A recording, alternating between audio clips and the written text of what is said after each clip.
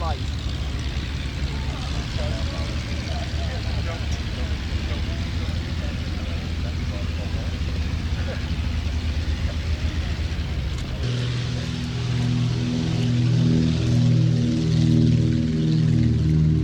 Sun's got it. How not?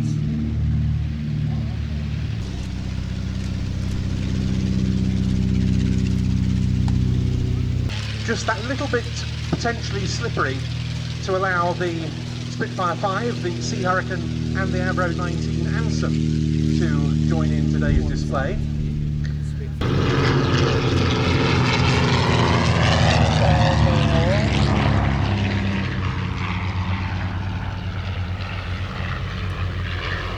And while the warbirds may sometimes grab the headlines, these aeroplanes, the three of these are representative of true British flying history. Ben, I know like me, you are a passionate fan of these golden era aeroplanes. They are absolutely tremendous, and how wonderful it's been in just the last few years to see the addition of the Hawkspeed 6, which is the most recent acquisition of these three, thanks in no small part to the support of the Shuttleworth Veteran Aeroplane Society, to join the Mughal, which joined the fleet here at the end of 2013, and long-term collection stalwart, the Comet.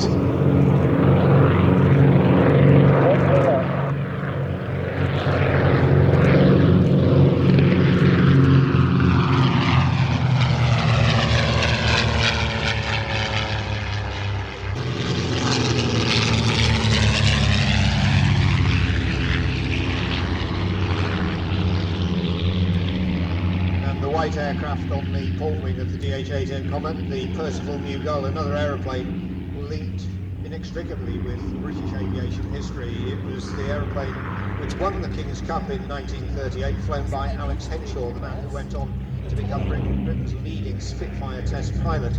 He also set a record from flying from England to Cape Town in 1938, I think it was it 39, I can't remember now, covering 6,377 miles in 39 hours, a round trip.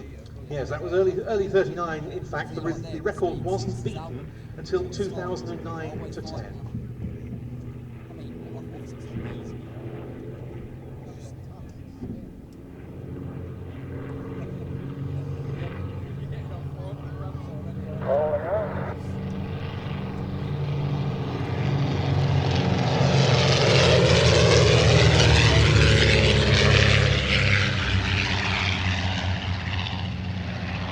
As for the Hawkspeed 6, the rightmost of the three aircraft as we look at them now, its King's Cup participation turned into quite a saga over the years, with the Hawkspeed 6 between 1958 and 64, and never was he destined to beat the handicappers and win outright.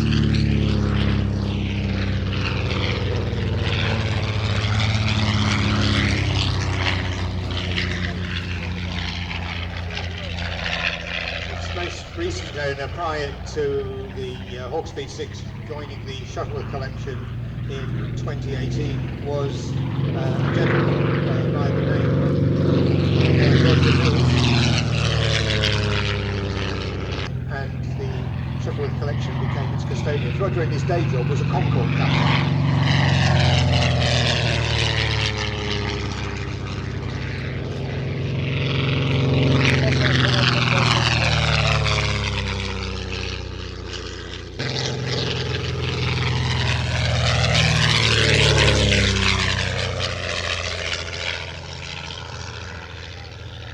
But taking centre stage at the moment, the quite outstanding Mughal, which has been in various configurations over the years, some rather less elegant than this. Tries once again its aircraft at the time of the Cape record.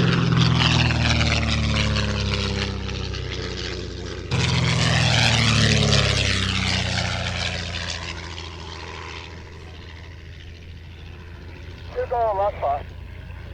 You go, Roger. Henshaw's feat in setting that London to Cape Town record is quite extraordinary when you consider the very rudimentary.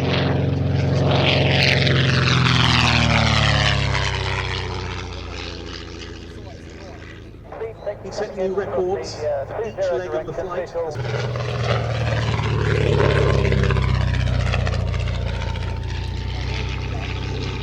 That is because it is the only way the pilot can see the runway by flying in on that curved approach.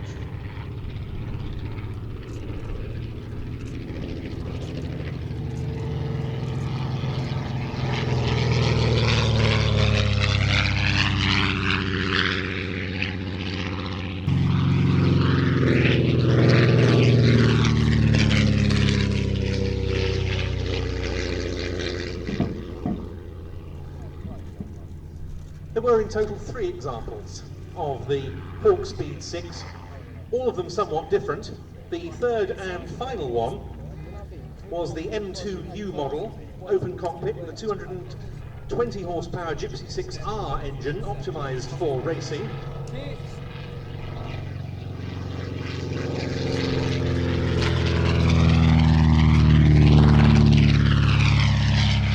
And that example was built for none other than Ruth Fontef, sister of the first owner of this example, Louise, and a very accomplished pilot in her own right.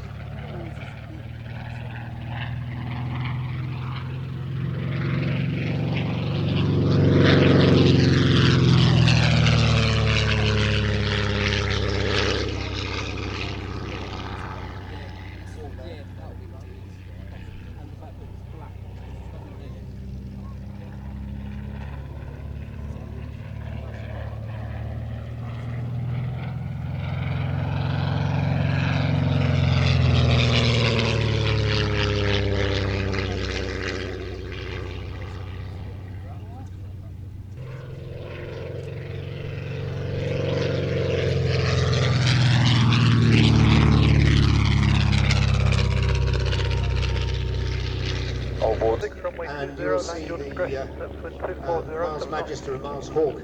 In fact, we actually have some in the hangars, not flying today. Quite interesting to read some period descriptions of this aeroplane. One account in Flight magazine said of the Hawk Speed 6, with the cockpit covered by a small coupe top, the machine is admirable for those who wish to get about quickly on business, but want the advantage of an open machine with a cockpit which can be closed at will. I'm not sure it was ever perhaps the most practical proposition for the...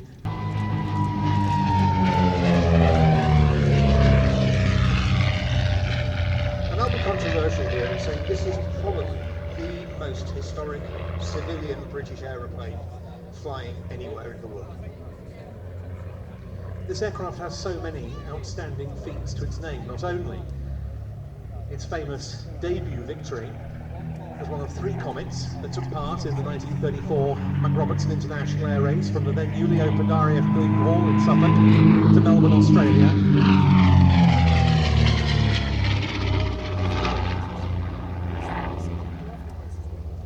But also many notable flights after that.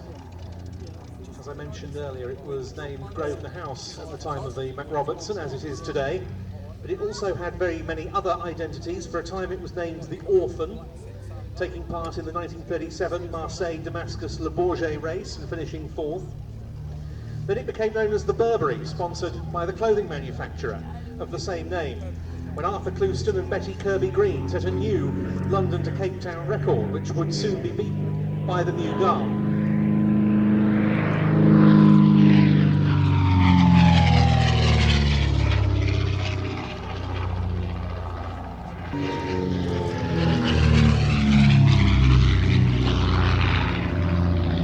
Not only is this one of the most historic aeroplanes in the Shuttleworth collection, it's also, it's got to be said, one of the more demanding to fly. The aeroplane is basically a flying fuel tank. All that forward fuselage in front of the cockpit was fuel tanks. And the wing itself is scimitar thin and was designed literally as a rapier wing to minimise drag. What it doesn't have is good slow speed handling. Fine, commencing last pass.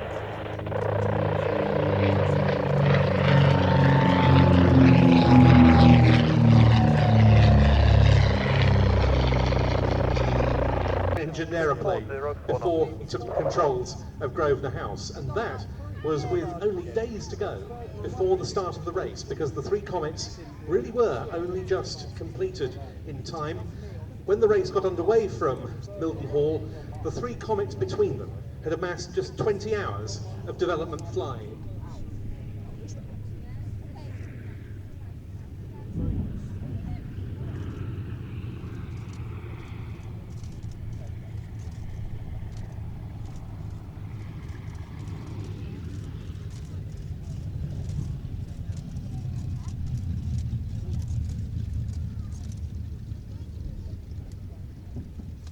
Bristol Fighter, runway 20, take off your discretion, service wind 230, 6 knots. Bristol Fighter, my discretion.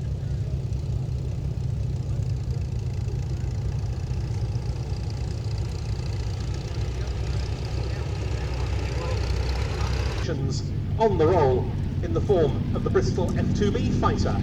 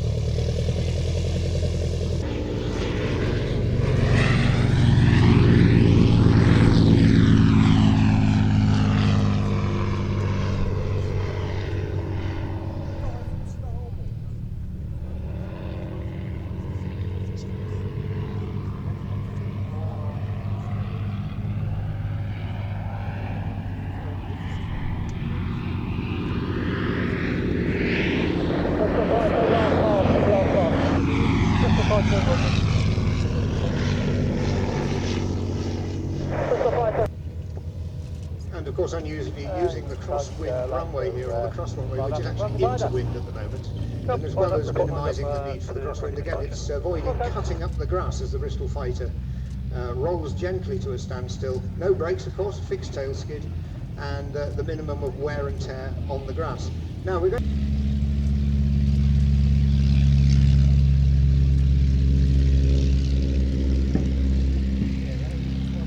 Head load just up the road here, where it was basically at this point it was known as Noddy, and I think Noddy is a great name for that aeroplane. But it's as agile as any other de Havilland Chipmunk. It's flown by a syndicate of very enthusiastic owners, now based here at O'Warden. It made its move when head load closed, so literally just a few miles down the road, and it's now based in the hangars on the opposite side of the airfield. As would normally be awarded to members of a university air squadron. The next day, 4th of August 1968, the aircraft was flown from Tankmere back to its base at Benson.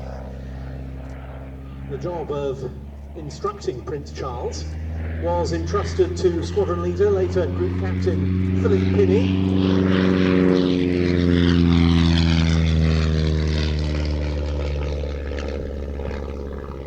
He instructed our now King during his first 2.5 years at the University of Cambridge while he was studying at Trinity College. They mainly were flying from RAF Oakington near Cambridge. After the Prince had completed 14.5 hours flying time, Pinney sent him for his first solo on the 14th of January 1969 from nearby RAF Bassingbourne, that because the crosswind was out of limits at Oakington.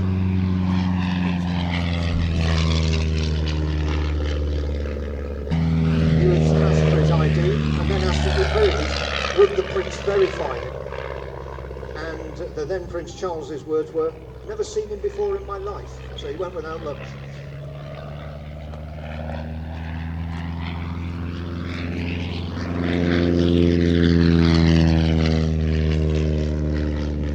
And also moved on to the Andover transport, and that was also flying the BA146.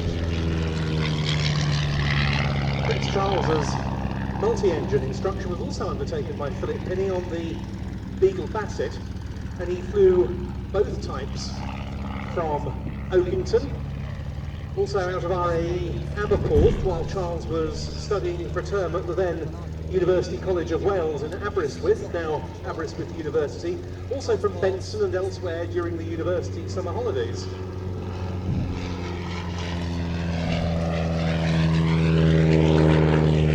He also became a very accomplished rotary wing pilot and served an active tour on the Westland Wessex. So he was and is an accomplished aviator.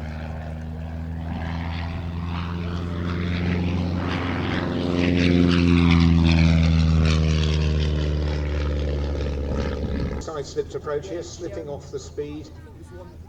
Got the flaps down as well, of course, but to side-slip like that into wind, just again giving visibility of the runway, using the fuselage as an additional air brake.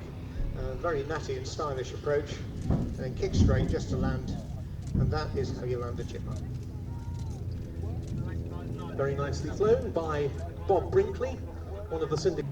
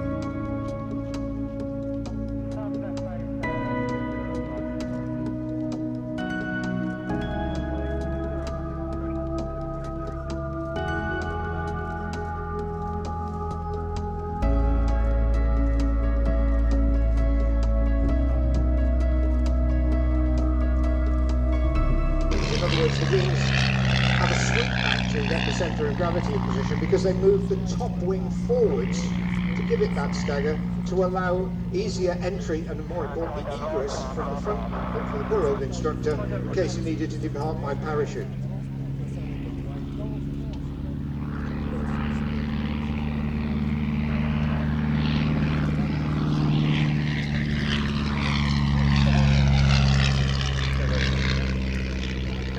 This aircraft was built by, well, it was actually an amalgam of 3 aircraft built by engineers here at Shuttleworth many years ago. The majority of the aircraft is from T6818, which was built under licence by Morris at Cowley in 1940. This version later on the Avro Tutor, of course, which is also in the colours of one of the interwar CFS aerobatic teams.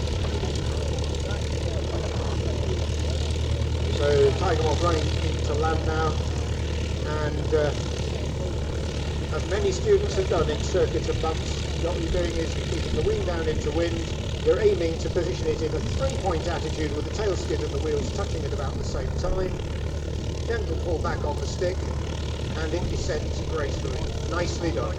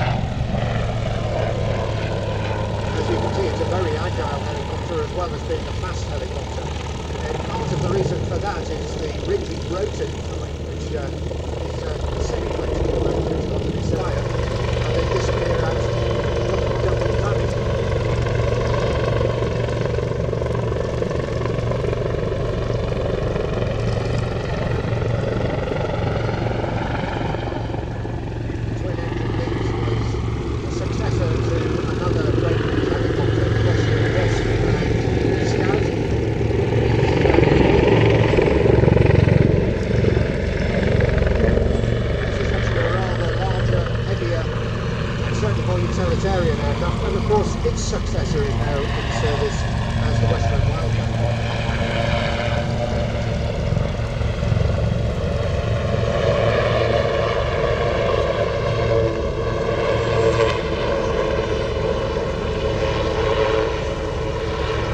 Indeed, it was a pair of Wildcats that led as well as the Lynx. I have to say we were staying very quiet there as well, so we could savor the sound of another Lynx, which is the Armstrong-Siddeley Lynx engine in front of the Avro Tutor taxiing to the holding point. We'll talk about that in just a little bit, but this aeroplane has undergone an utter transformation at North Weald from literally being a garden ornament to the aeroplane you're seeing being displayed today. Yes, it was Weald Aviation who performed the return to flight. It made its maiden hovers a couple of days before Christmas 2021. And its first proper flight on the 14th of February 2022, and this, as I say, is its public debut in civilian hands.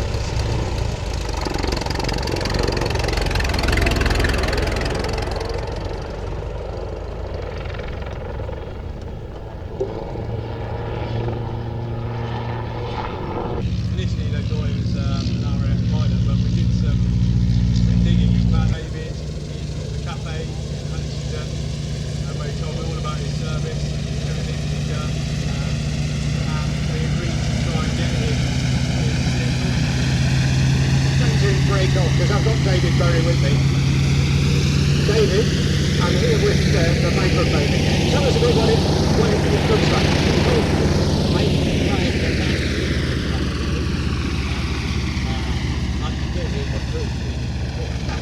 But you were a petty officer, I understand, a telegraphist. So you sat in the back seat of that Swordfish, or?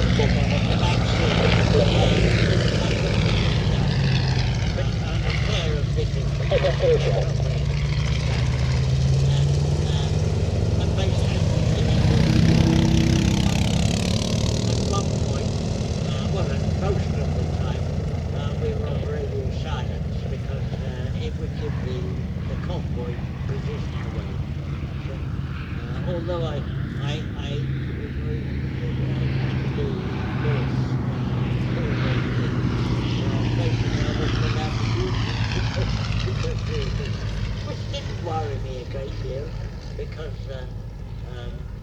fortunately we're still here, and that's good. Well, that was nearly 80 years ago, I know. That 80 years ago, I know, but I understand you're still fluent in Morse. Right, yeah. I'm in my 100th year now, for which I'm deeply thankful. Red, white and blue, check in. Looked after me as well. Hang on a moment, I'm going to speech. Well, we'll get back to David in just a moment. Red, white and blue, David, I loud must and say, is clear. incredibly We'll spry, go. soon to be centenarian. But so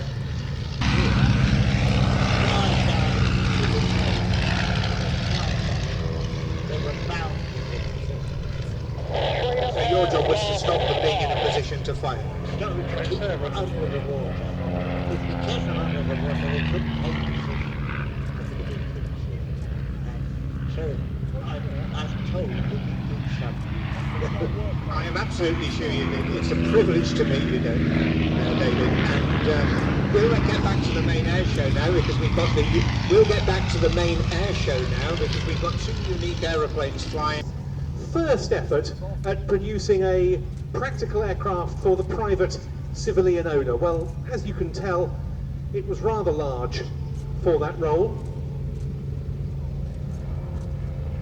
At the time, flight reported, even this machine does not together represent Captain Gallant's ideal. But it was the best that could be done with the engines available at a reasonably low price. But built this the sole survivor. It appears in the colours of Aircraft Transport and Travel Limited, which never actually operated the DH51 in period. That's one of the ancestor airlines that features in the heritage of British Airways. And when BA wanted an aircraft from the early period of those ancestor carriers to represent them to fly to serve commercial in 2011, in the absence of anything else, they turned the collection.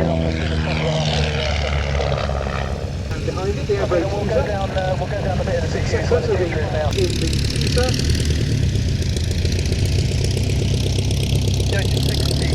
It comes the Royal Canadian Air Force Mark Chipmunk. That's with Major Commodore in command. As you will have noticed, our red, white and blue formation, albeit taxiing out in the order white, blue and red, all flying Union Jacks. Very Swordfish 1.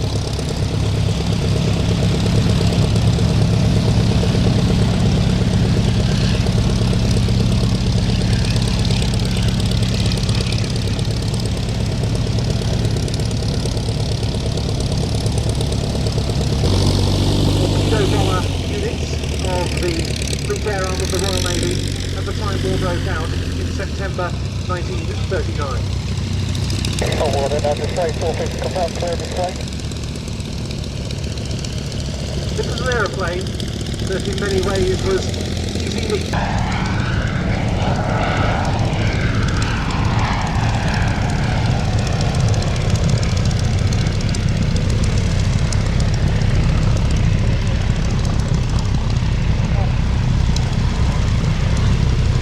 As Petty Officer David Berry commented earlier, the primary role for many Swordfish was protecting the convoy, bringing food and supplies to the European theatre from America. And by keeping the submarines under the water, they weren't able to fire accurately on the convoy.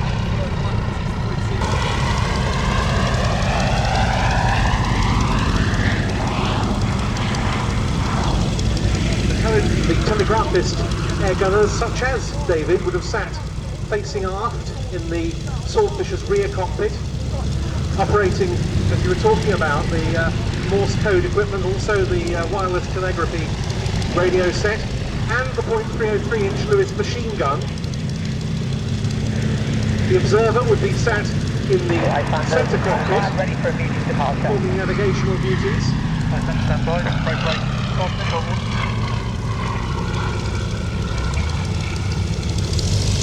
And indeed, the navigator observer was perhaps the most important person to be on the fairy swordfish. Don't forget, they're doing all of this in a slow-moving, open cockpit aircraft in some very inhospitable conditions.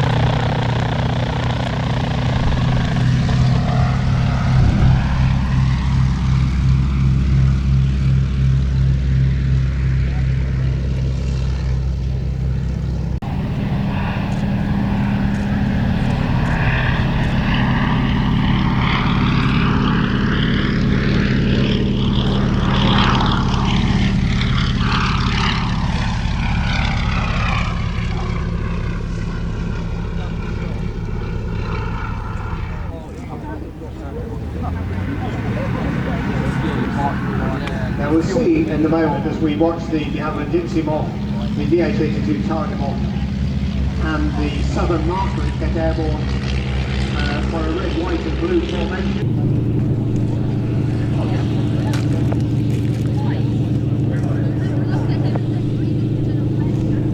Reliance, hold on, how do you read? Go ahead. Yeah, you have a prop? Negative, that was a very planned route, so we can do a crew change and follow the wacky rudder. Roger.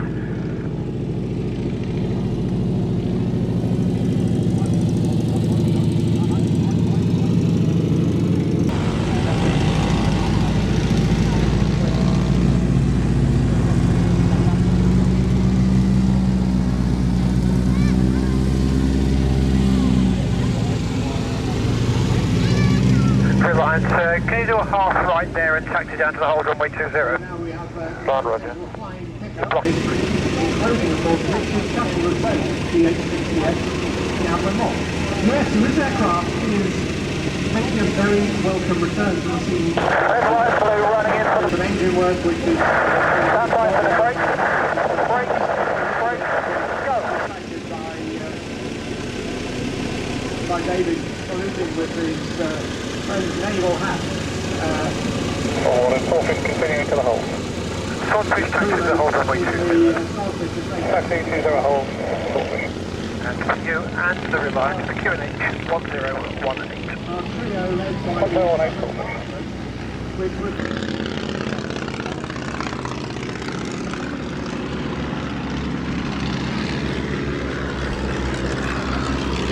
Meanwhile, the aeroplane at the back, David's sister's Tiger moth. David actually flew this aeroplane from England to Australia long before satellite navigation and satellite launching. In fact, the last time he spoke on the radio was when he crossed the English Channel because he refused to speak French.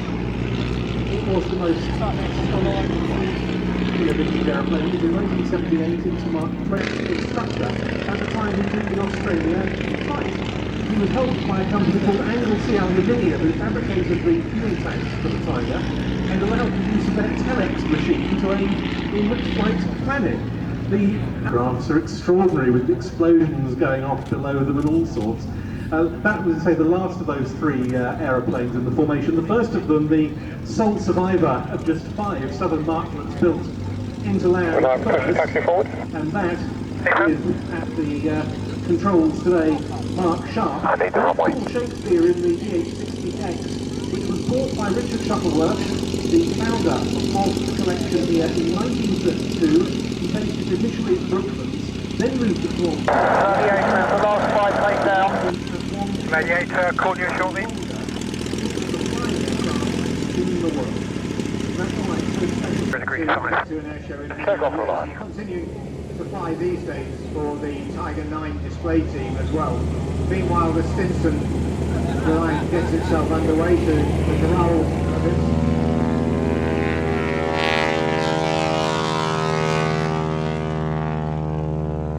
And that wow noise isn't the engine, that's the propeller tips that are going super...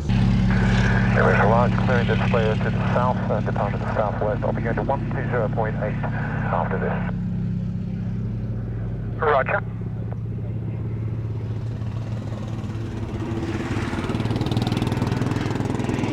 Swordfish 1 Naval 120. Swordfish, Roger, good day, thanks.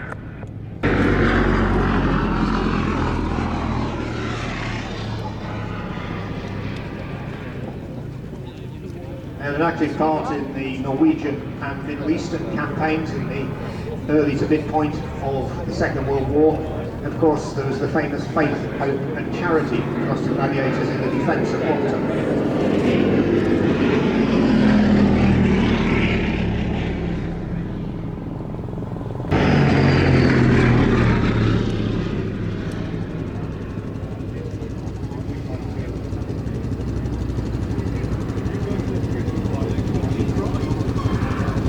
Was the RAF of the 747 Gloucester Gladiators built. They also served in 13 other air forces, so it was a bit of an export success in the 1932.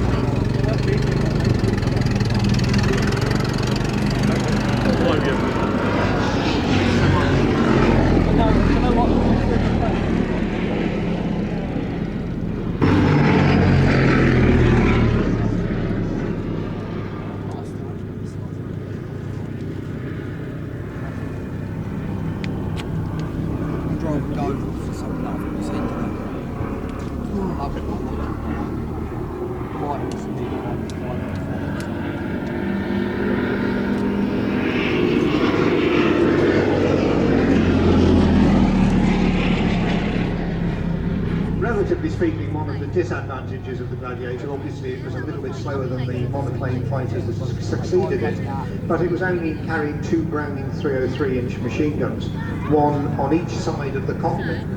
And if you look just behind the engine cowling underneath the cockpit canopy, you can see the 2 machine gun installations. The reason for that was that the Air Ministry at the time still demanded that the pilot should be able to clear any blocked breaches from the cockpit should the machine guns malfunction.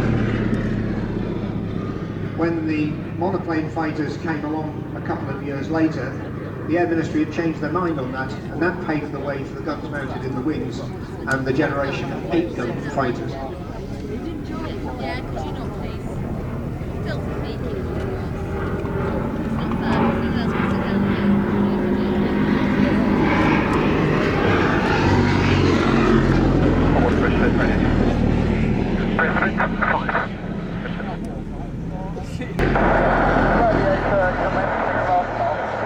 Gladiator, roger. Lysander, is your Gladiator running Interestingly, when the airplane replaced the Gloucester, Lysander, roger. a lot of pilots actually bemoaned the fact it had an enclosed canopy, saying that it made them isolated from flying. And you see today, the airplane's quite often flown with the canopy slid back.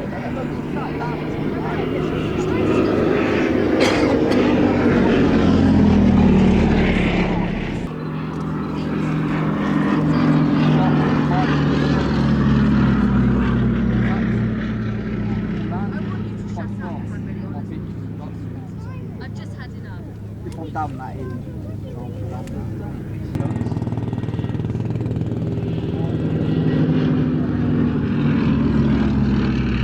It was a remarkably advanced piece of aerodynamic design by Tenny Petty. Instant wind 290 degrees, less than 3. And Gladiator also, a bit of a cutting-edge aeroplane. Look at the flaps on the wings to not remove the need to side-slip the aircraft to reduce landing speed as well.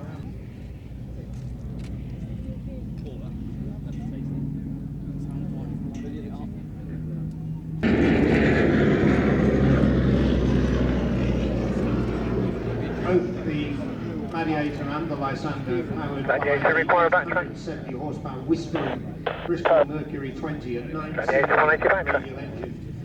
Designed by Roy Fedden of the Bristol Aeroplane Company, it was used to power both civil and military aircraft in the 1930s and 40s.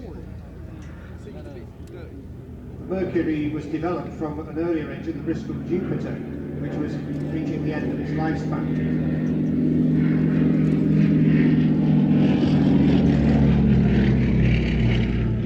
Later variants of the engine got their 870 horsepower from their 25-litre capacity by a geared supercharger. It was also one of the very first engines to take advantage of the new 100-octane leaded aviation fuels that were being developed in America.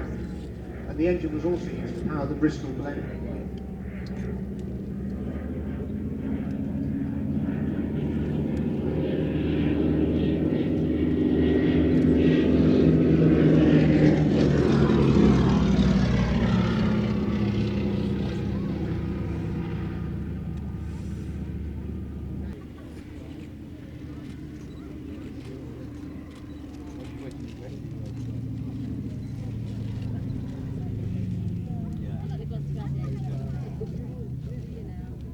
Grab away. Well, they're still there.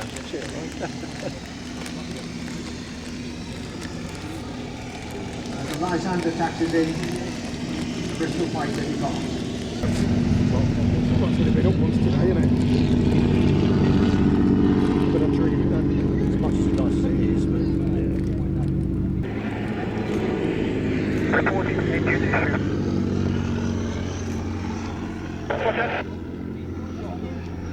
As well as being a respected adversary for its opponents, Surface wind 280 degrees, screen on. bring it back to the idle. The rotary engine, the aircraft was passed fit to fly on the 28th of May that year, and 2 days later, Harry Hawker took to the air for the first time. To a triplane configuration.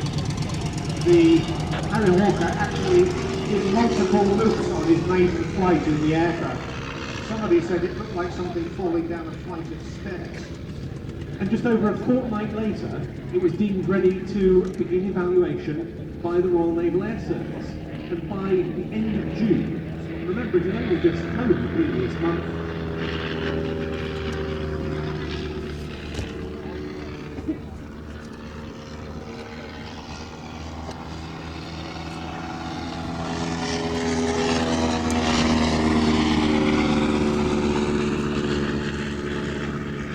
it arrived in New Yorkshire by the Northern Aerospace Workshop. It carries the colours of Dixie, replicating the aircraft that flew in number 8 Squadron Royal Naval Air Service, and it was delivered to the collection in June 1990, where an original 130 horsepower Clerget engine was installed. Sir Tom Sopwith, who was the founder of the company, decreed that it wasn't a replica, it should be considered a late production model. And he says it is, and look, disagree. And there's a very definite connection with the collection here, because the Clayton and Shuttleworth company in Lincoln, another offshoot of the various Shuttleworth family businesses, was among the many companies to build triplanes for use on the front line during World War I.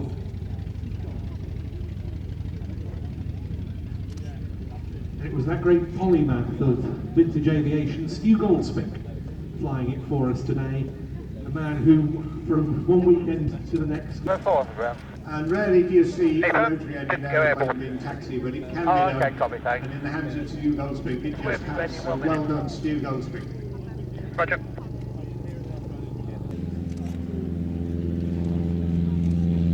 CO2 report lined up.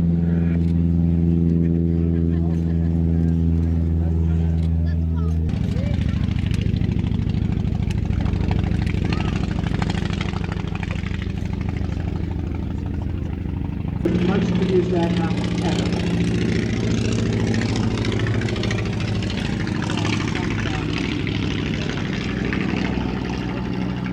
Yes, you can see that on CO2, this one. too low, too low. A little salute to current events.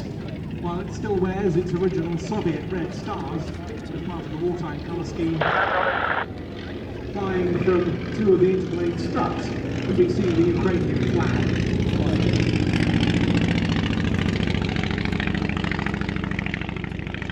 It was known as the U-2.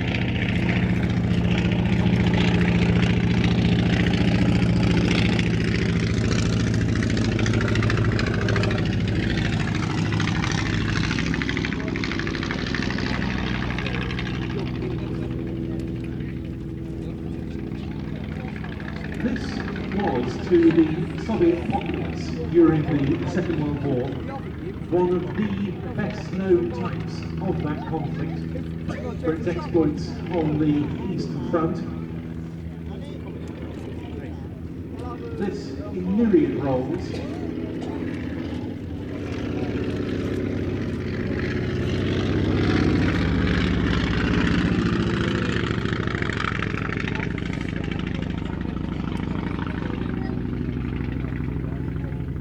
for agricultural purposes. They were used as air ambulances, passenger transports even, with an enclosed cabin.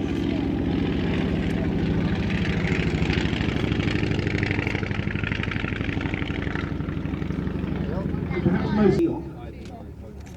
And these were used in the days before dual instruction was available for glider pilots, and from the 1930s into even the 1950s. You did your initial flights at low level in one of these primary gliders. They can thermal. They're not very good at going into the wind because they've only got a thermaling speed of about 20 sliding along the ground. And in fact, you could even put this aircraft on a pedestal, a gimbal, which would actually let you train using the controls pointing the aircraft into the wind. Like all gliders, you fly to judge the landing and fly with a little bit of surplus of speed because the speed is your power effectively.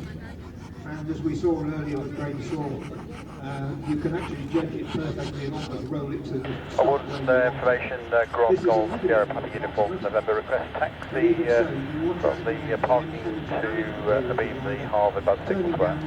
Turning now into wind. Uniform November, and for what reason? Back onto the airfield. Just for, as discussed about 10 minutes ago, the tower just for an immediate departure at 5 o'clock with Harvard. That's understood. Taxi to the tower to hold. The tower to hold, Golf, the uniform November. Cub flight downwind, 20 to left. Cub, roger, runway 20, land your discretion, surface wind 190 degrees 3. Cub, and like to backtrack and go into hangar 10. That's understood. Women pilots flew a total of 23,672 wartime missions and dropped more than 3,000 tons of bombs on the enemy. 23 women who belonged to that regiment were awarded the title of Hero of the Soviet Union.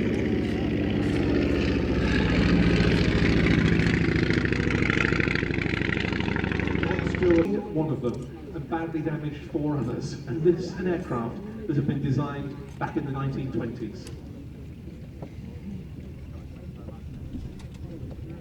And it very much is a 1920s. CO2 180 to backtrack. Stayed in service in the 1970s in some areas.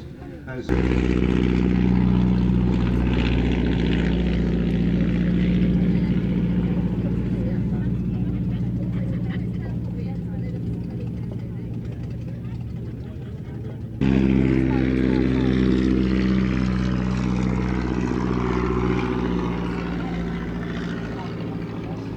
Your second visit here, isn't it?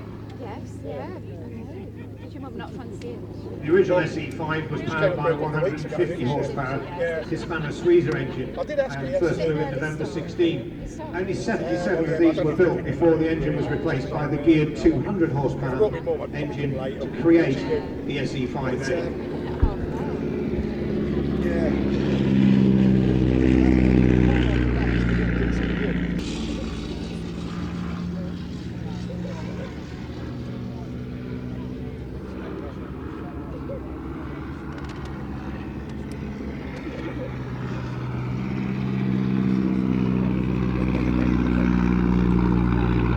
Sopwith pump tanks to the air, we've now got effectively 2 generations of the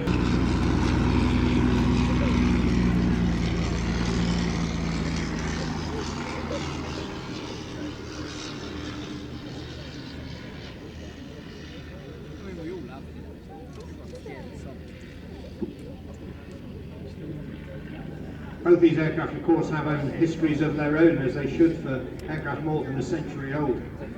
The SE5A, F904 as it is today, EBIA, never actually saw service use. It was purchased new after the war by Major Jack Savage and his skywriting business.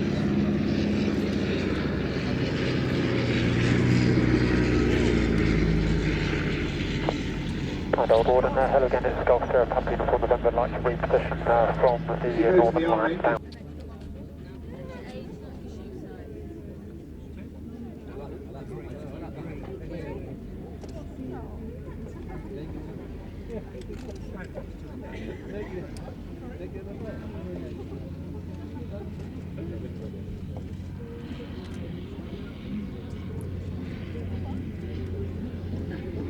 Those of you could hear it there could hear the distinctive sound of the wind in the wires, the sound of the wind blowing.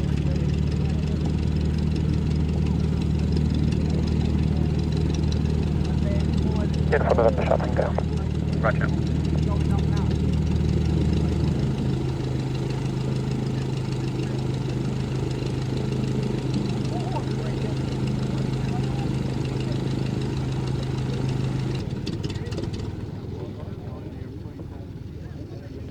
they're at 2,000 feet. Golf Sierra. Golf Sierra Sierra, Roger. Golf Sierra Sierra. I'm happy for you to run in now. There's still one aircraft, rotors running. Roger, clear to run in. We're going to be doing a wind check run first at 2,000 and then we'll go back round and climb to whatever high we can get to drop the parachute. Golf Sierra Sierra. Golf Sierra Sierra, Roger. Lance Corporal Louis Cuddy.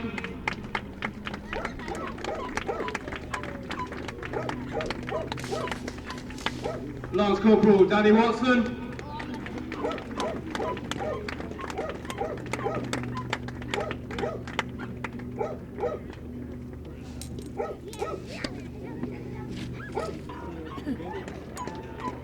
So our crew formation for today is three-way. We've got Lance Corporal Cameron Clark, Corporal Henry Moore, and Sergeant Nathan Fisher.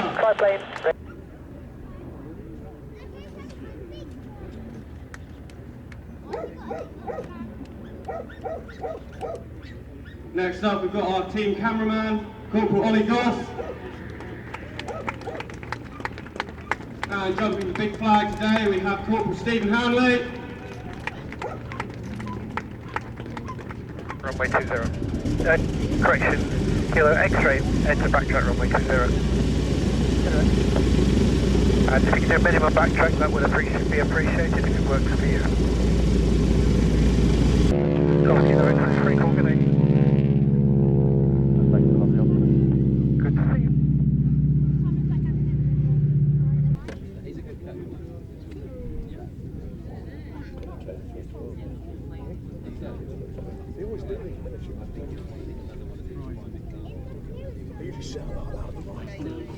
The pre-production row triplane.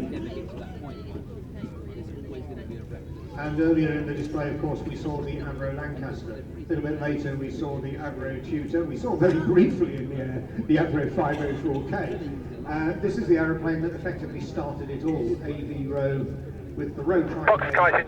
And while this is a replica aeroplane, it's a replica of the 1911 Surface wind is 230 degrees, 7 knots. Sound of the triplane and the box type.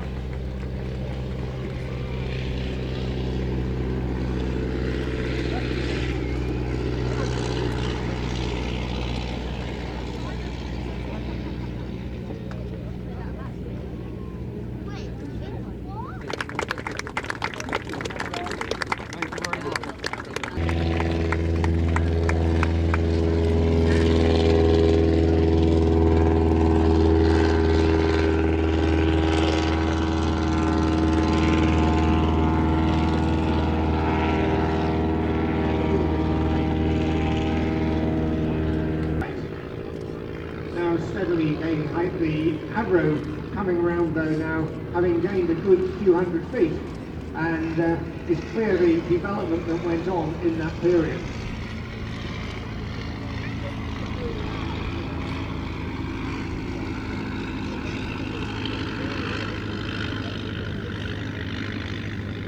The first of the series of Track Summer.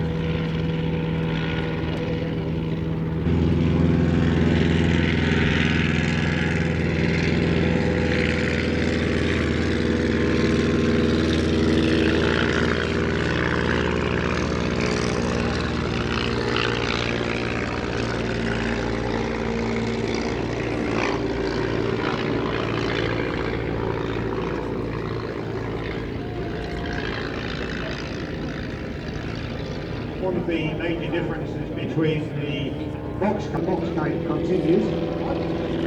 Watch also the front elevator of the box type as it heads towards you. You can see the pilot making pitch adjustments all the time by the elevator. Meanwhile, the tailplane is actually generating wind to help support the wind.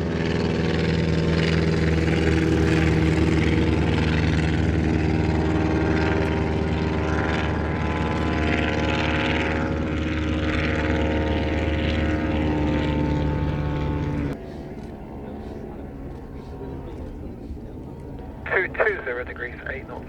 They were sold as far afield as South Africa, India and Russia.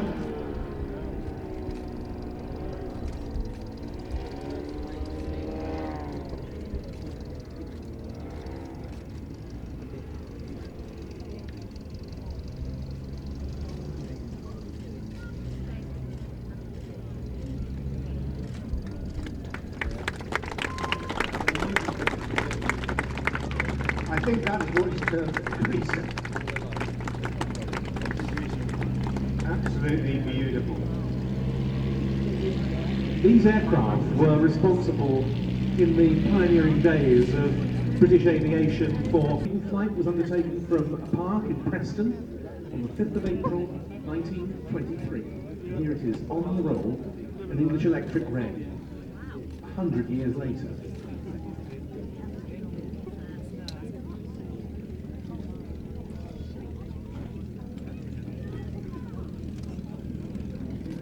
We'll see, a few years ago the only way it could be got off the ground here was by launching it with a bungee. See whether we can get it airborne today.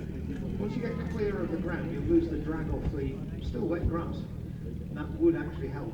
So let's see whether it will get fast enough to get to flying speed.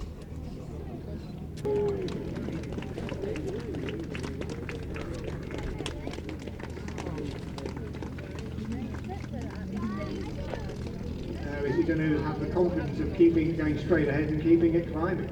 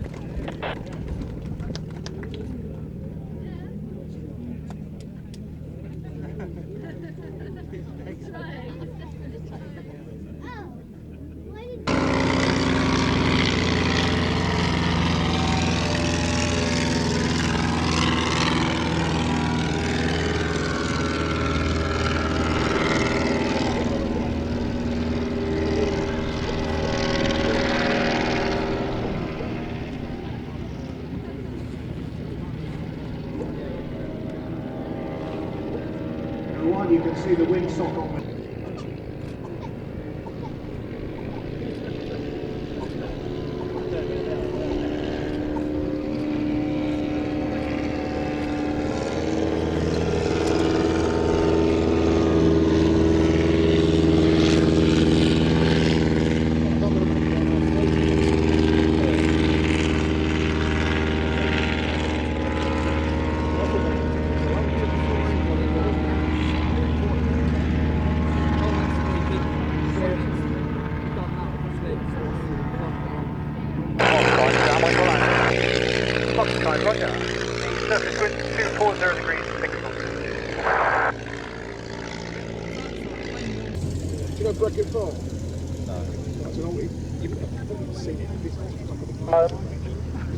Golf Golf Zulu, is that turn right now?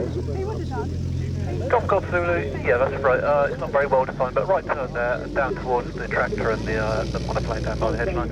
Oh, that's deserved. I live in Exeter. Yeah, thank you. You get tourists.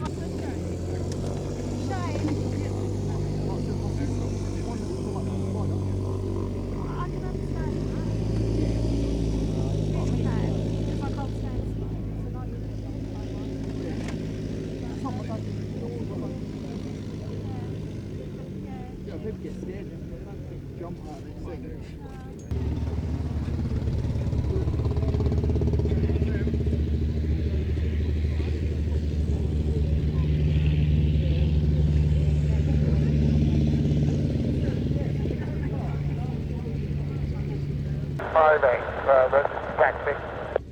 November 62658, taxi to the hold runway 20, QNH 1018. Runway 20.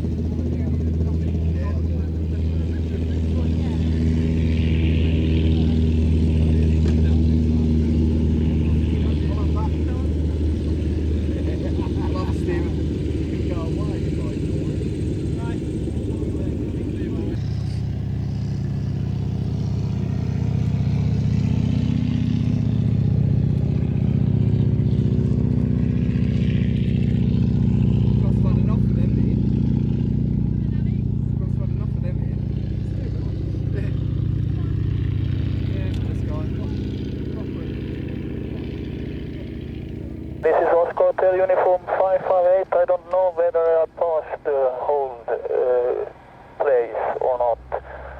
Can you explain how I will do this right? Oscar Hotel Uniform 558, just continue for about another 50 metres, then it's a right turn down towards the hold for runway 20. Okay, thank you.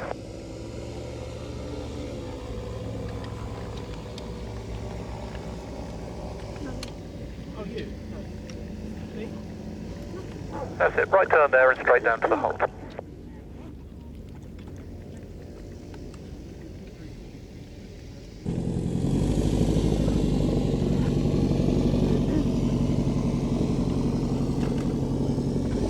Golf.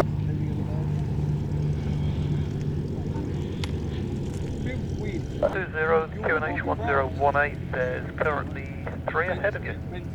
QNH 1018, taxi to the hold and 3 ahead. Golf, Golf, Oscar. Golf Sierra Hotel, take off your discretion, 230, 5 knots. Sierra Hotel rolling, runway 20. And Golf Kilo Charlie and ready, and hold 20. Golf Kilo Charlie, report lined up, runway 20. Report lined up 20, Golf Kilo Charlie.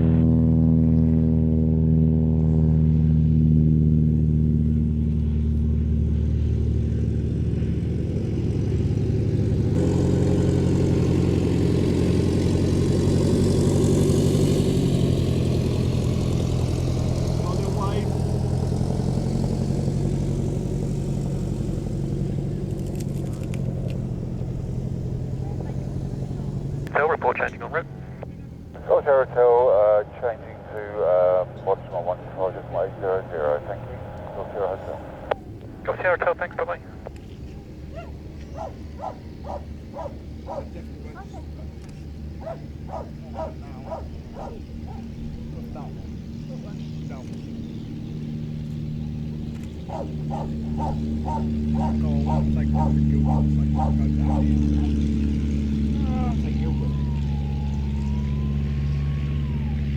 Hold order information, this is Golf. Let's go runway 20, report lined up. Report lined up, Golf, Golf, Golf. Golf Kilo Charlie, report changing en route. Hi gang, it's Stu Bear, and I want to say a big personal thank you to you all for all your support and to let you know about our new YouTube channel. And when you get a chance, pop over and say hi and subscribe with Travelling Bear YouTube channel. And as we take you to some of the most beautiful locations with videos, photographs, drone footage, and lots of information about the local areas, plus places where you can park your camper vans and park up, plus as well as all of that, we'll put in the grid references so you can easily find all of these.